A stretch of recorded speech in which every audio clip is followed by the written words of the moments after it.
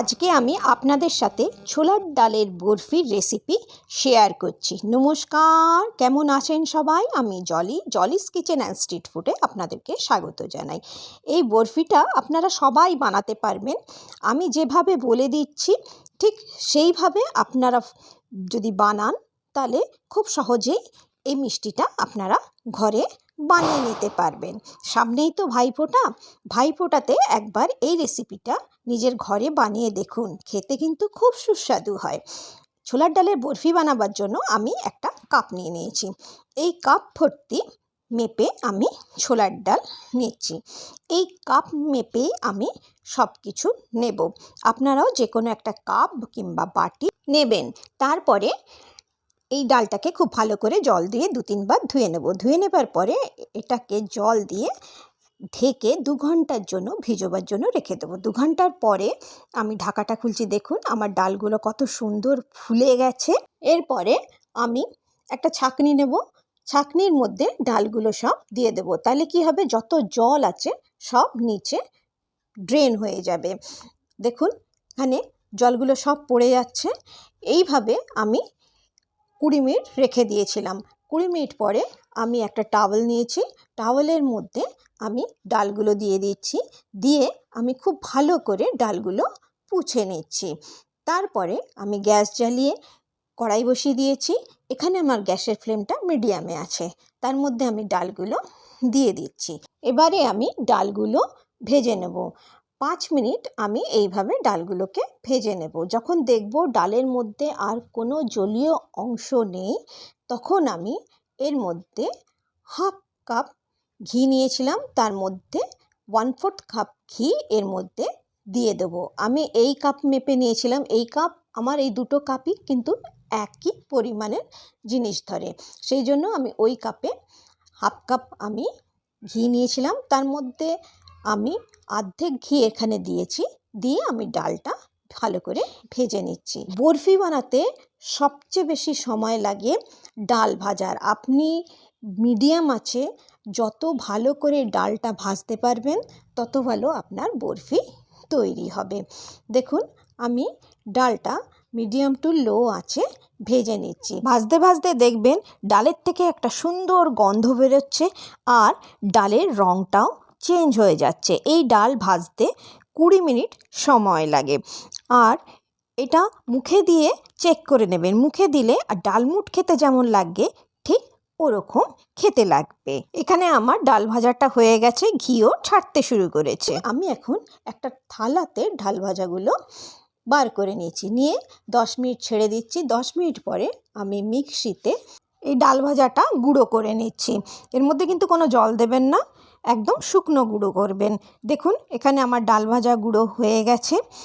আর পারলে একবার ছাঁকনিতে ছেঁকে নিতেও পারে। পরে আমি গ্যাস জ্বালিয়ে আবার কড়াই বসিয়ে দিয়েছি। কড়াই গরম হয়ে যাবার পর যে বাদবাকি ঘি ছিল সব ঘিটা আমি এখন এর মধ্যে দিয়ে দিচ্ছি। ঘিটা গরম হয়ে যাবার পরে আমি এর মধ্যে ছোলার ডালের গুঁড়োটা দিয়ে দিচ্ছি। এরপর আমি ডালটা খুব ভালো করে ভেজে নেব। এটা তো আগে থেকেই ভাজা আছে, সেই জন্য এখন ভাজতে আর বেশি সময় লাগবে না। যখন দেখবেন ডালটা থেকে অল্প অল্প ঘি ছাড়ছে তখন বুঝবেন আপনার ডাল ভাজাটা হয়ে গেছে। এখানে দেখুন আমার ডাল থেকে অল্প অল্প ঘি ছাড়তে শুরু করেছে। এখন আমি এর মধ্যে 2 কাপ দুধ দিয়ে দেব। যে কাপ মেপে আমি ডাল নিয়েছি সে কাপ মেপেই আমি দুধ দেব। প্রথমে 2 কাপ দুধ দিচ্ছি, তারপরে আমি 1 কাপ জল দিচ্ছি। আপনারা 3 কাপ দুধ দিতে পারেন কিংবা অর্ধেক দুধ অর্ধেক জলও দিতে পারেন। আমি এখানে 1 কাপ জল দিয়েছি, কিন্তু আপনাদের আমি দেখাতে ভুলে গেছি। তারপরে খুব ভালো করে ডাল আর দুধটা আমি মিশিয়ে নিচ্ছি।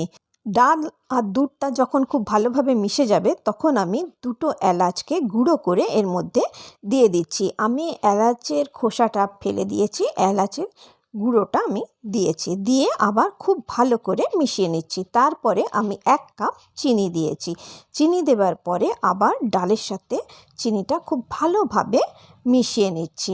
আজকের রেসিপিটি যদি আপনাদের ভালো লেগে থাকে তাহলে নিশ্চয়ই আমার চ্যানেলটিকে সাবস্ক্রাইব করবেন, বন্ধুদের সাথে শেয়ার করবেন আর একটি লাইক নিশ্চয়ই করবেন। আর আমাকে কমেন্ট করে নিশ্চয়ই জানাবেন আপনাদের এই রেসিপিটা কেমন লাগলো। দেখুন চিনিটা গুলে যাবার পরে এটা আবার কেমন পাতলা হয়ে গেছে। এখানে আমি গ্যাসের ফ্লেমটা মিডিয়ামে রেখেছি। মিডিয়ামে রেখেই অনবরত খুন্তি নাড়িয়ে নাড়িয়ে এটাকে শুকিয়ে নিতে হবে। যখন দেখবেন এটা শুকিয়ে এসছে আর কড়াই ছাড়তে শুরু করেছে তখন বুঝবেন আপনার পাকটা তৈরি হয়ে গেছে। দেখুন এখানে আমার ডালের পাক তৈরি হয়ে গেছে, ডালটা কড়াই থেকে ছাড়তে শুরু করেছে। এই সময় আমি গ্যাসের ফ্লেমটাকে বন্ধ করে দেব। গ্যাসটা বন্ধ অবস্থাতেই এটাকে একটু নেড়ে চেড়ে ঠান্ডা করে নেব। তারপরে আমি একটা থালা নিচ্ছি, থালাতে আমি ঘি লাগিয়ে নিচ্ছি, কারণ আমি এই থালাতেই বরফিটা জমাবো। সেই জন্য আপনারা যে থালা ইউজ করবেন তার মধ্যে ঘি লাগিয়ে নেবেন। এরপরে এর মধ্যে আমি ডালের পাকটা দিয়ে দিচ্ছি, দিয়ে সমানভাবে ডালের পাকটাকে ছড়িয়ে দিচ্ছি। এই কাজটা আপনাকে গরম থাকতে থাকতেই করতে হবে। ডালটা ঠান্ডা হয়ে গেলে এটা কিন্তু প্লেটে আর ছড়ানো যাবে না। গরম অবস্থা দিলে এটা খুব ভালো জমবে। দেখুন এখানে আমি ওপরটা পুরো হাত দিয়ে চেপে চেপে প্লেন করে দিচ্ছি। এখানে কিন্তু ডালটা খুব গরম আছে, আপনারা গরম অবস্থাতে হাত দিতে যাবেন না, আপনারা খুন্তি দিয়েই করবেন। ওপর থেকে আমি কাজু আর আলমন্ড বাদাম কুচিয়ে রেখেছিলাম, সেগুলোই আমি উপরে ছড়িয়ে দিচ্ছি। আপনাদের যে ড্রাই ফ্রুটস খেতে ভাল লাগে সেটাই আপনারা ওপর থেকে ছড়াতে পারেন, কিন্তু এর মধ্যে কাজু আর আলমন্ড বাদাম দিলে সেটা খেতে কিন্তু খুব ভালো লাগে। এরপরে এই অবস্থাতে আমি এটাকে 2 ঘন্টার জন্য রেখে দেব। 2 ঘন্টা পরে যখন এটা পুরোপুরি ঠান্ডা হয়ে যাবে তখন আমি এটাকে কাটবো। গরম অবস্থাতে কাটতে যাবেন না, তাহলে বরফিগুলো সব ভেঙে যাবে। দেখুন 2 ঘন্টার পরে আমি এটাকে কেটে দেখাচ্ছি কত সুন্দর আমার বরফি জমেছে। আর এই বরফি আপনি যদি এটাকে ফ্রিজেও রেখে দেন তাহলেও এটা শক্ত হবে না। এই বরফি আপনারা ফ্রিজে রেখে 10 থেকে 12 দিন খেতে পারেন। এই বরফি খুব নরম হয় আর মুখে দিলে মুখের মধ্যে একদম গলে যাবে। এই বরফি বানাবার সময় আপনারা খালি মনে রাখবেন আপনি যতটা ডাল নেবেন ততটা চিনি নেবেন, তার অর্ধেকটা ঘি নেবেন আর তার 3 গুণ দুধ নেবেন। ব্যাস এইটুকু মনে রাখলেই আর ডালটা খুব সুন্দরভাবে ভাজা হলেই আপনার বরফি কিন্তু পারফেক্ট তৈরি হবে। আজকের রেসিপিটা আপনাদের কেমন লাগলো আমাকে কমেন্ট করে নিশ্চয়ই জানাবেন। আপনারা সবাই খুব ভালো থাকবেন, সুস্থ থাকবেন, সাবধানে থাকবেন।